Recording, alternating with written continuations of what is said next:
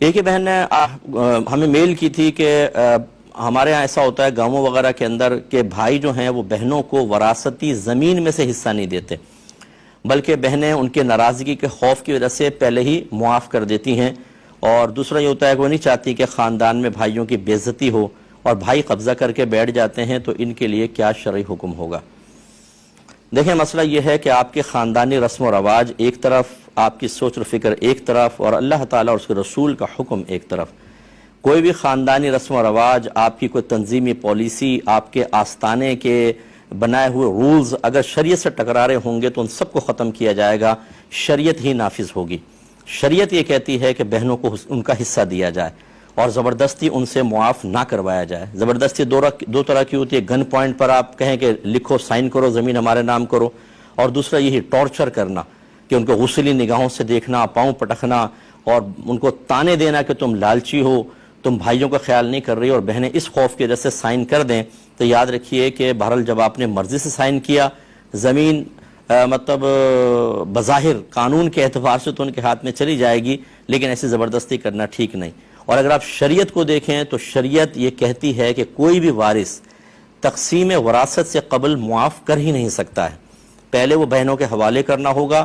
اب ان کی مرضی ہے کہ وہ زمینیں کسی بھی بھائی کو دیں، کسی کو گفٹ کر سکتی ہیں، ان کی مرضی ہے، لیکن اس تقسیم سے قبل بہنوں سے زبردست، ایک تو معاف کروانا، معاف ہو گئے نہیں، یہ خلاف شرع، پھر زبردستی کروانا، ٹارچر کر کے کروانا، یہ اور ظلم عظیم۔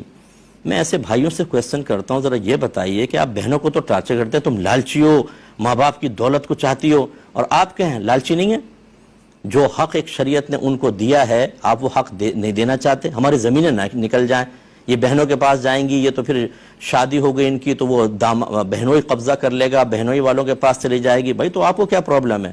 اللہ تبارک و تعالیٰ جس کو چاہے اپنی سلطنت میں سے کچھ حصہ عطا فرمائے۔ آپ کون ہوتے ہیں کرنے والے؟ اصل مالک تو اللہ تبارک و تعالیٰ۔ نبی کریم صلی اللہ علیہ وسلم نے ارشاد فرمایا جو کسی وارث کو وراثت سے محروم کرے تو اللہ تبارک و تعالیٰ اس کو جنت کی میراث سے محروم کرے گا۔ تو اب آپ کی مرضی ہے یہ 4 گز کے 2 گز کے 1 ایکڑ 2 ایکڑ کی پلاٹ اور زمینوں کو سینے سے لگا کر جنت سے محروم ہو کر میدان محشر میں ذلیل و رسوا ہو جائیں، اور یا ان کی پرواہ کیے بغیر حکم شرع کو پورا کرتے ہوئے اپنی بہنوں کو عطا کریں۔ ہاں، یہ ایک میں بات آپ کو عرض کر سکتا ہوں، یہ ایک حل آپ نکال سکتے ہیں۔ بعض اوقات ہوتا ہے موروثی زمین ہوتی ہے، آباء و اجداد کی زمین ہوتی ہے، وہ سینہ بسینہ چلتی آ رہی ہے اور ہم نہیں چاہتے کہ وہ تقسیم ہو جائے۔ اس کا طریقہ یہ ہے کہ اس زمین کی کرنٹ ویلیو نکالیں آپ، نکالنے کے بعد تمام حصہ داروں کو دیکھیں کس کو کتنا حصہ مل رہا ہے۔ مثال کے طور پہ 2 کروڑ کی ہوئی اور ایک بہن کو اس میں سے 50 لاکھ دینا ہے، تو آپ یہ کہیں زمین چھوڑ دو، مجھ سے کیش لے لو۔ ان کو تو زمین کا مطلب کیا ہے، وہی ہے نا۔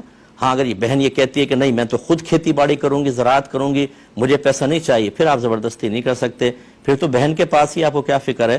لیکن بہرحال اگر بہن صلح پہ راضی ہو جاتی ہے تو زمین آپ رکھ کر پھر کیش دے سکتے ہیں، لیکن زبردستی کر کے لینا، نفسیاتی طور پہ مروب متاثر کرنا، یا معاذاللہ یہ کہنا کہ ہمارے خاندان کو تو رسم و رواج ہی یہ ہے کہ لڑکیاں اپنا حصہ چھوڑ دیا کرتی ہیں، ایسے معذرت کے ساتھ لفظ استعمال کر رہا ہوں، خلاف شرع اور بیہودہ رسم کو ختم کرنے کی ضرورت ہے۔ اللہ اس کے رسول کے احکامات کا نفاذ کرنا اور خوشدلی کے ساتھ کرنا، یہ وقت کی ضرورت ہونی چاہیے۔